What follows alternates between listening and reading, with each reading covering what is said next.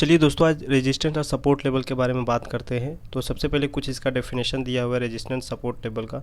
तो रेजिस्टेंस और support level के बारे में कुछ वर्ड है, इसका समझते हैं। रेजिस्टेंस मतलब वो हो गया जो आपको ऊपर में होता है, और सपोर्ट होता है वो नीचे में होता है, ठीक है।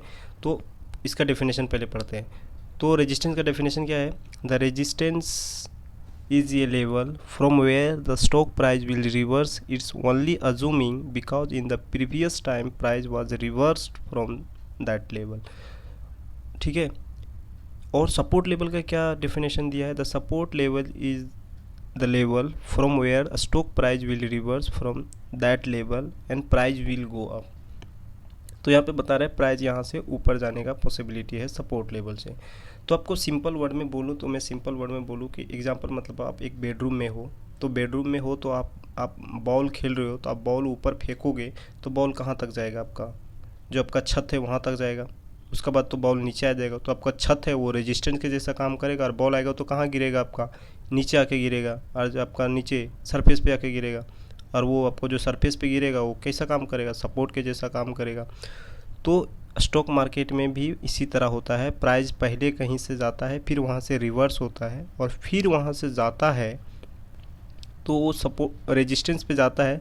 तो वही अज्यूम करते हैं हम लोग कि नहीं, यहाँ से प्राइस पहले नीचे गया था तो यहाँ आप आ गया है, तो अब यहाँ से पॉसिबिलिटी है कि फिर से नीचे जाएगा, और नीचे जाने के बाद जो सपोर्ट लेवल होते हैं वहाँ पे जाता है, फिर प्राइस वहाँ से वापस जाता है।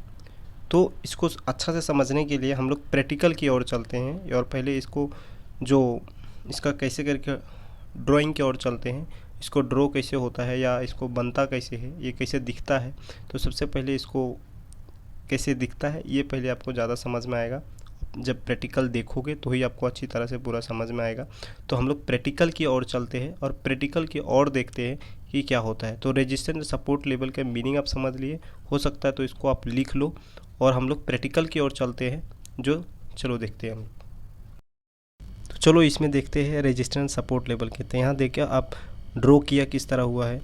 तो नीचे जो ग्रीन वाला है वो सपोर्ट लाइन है, और जो रेड वाला ऊपर में डॉट डॉट करके लाइन है वो रेजिस्टेंस लाइन है। तो आप यहाँ पे देख सकते हो कि जब प्राइस ग्रीन लाइन पे आ रहा है तो फिर से वापस रेजिस्टेंस के पास जा रहा है, और वहाँ से फिर प्राइस नीचे ग्रीन लाइन के पास आ रहा है, ठीक है। तो ये नीचे वाला सपोर्ट लेवल हो गया, ऊपर वाला रेजिस्टेंस लेवल हो गया, ठीक है। तो रेजिस्टेंस और सपोर्ट इसी तरह दिखता है।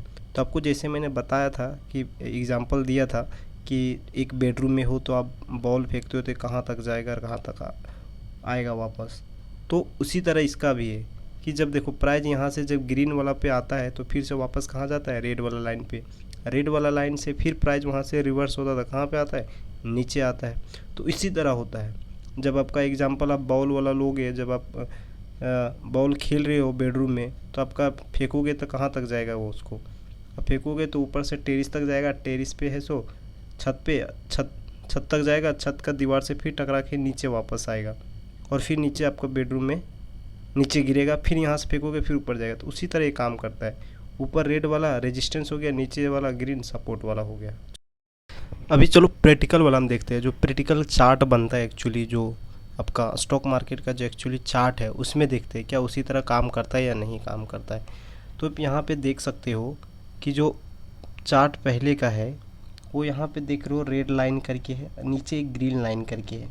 आप देख रहे हो कि प्राइस यहाँ से जब ग्रीन लाइन से छूटता है तो कहाँ जाता है? रेड लाइन तक, और रेड लाइन से फिर नीचे गिरता है तो कहाँ आता है? ग्रीन लाइन तक, और ग्रीन लाइन से फिर चलता है तो कहाँ जाता है? वहाँ तक, रेड लाइन तक।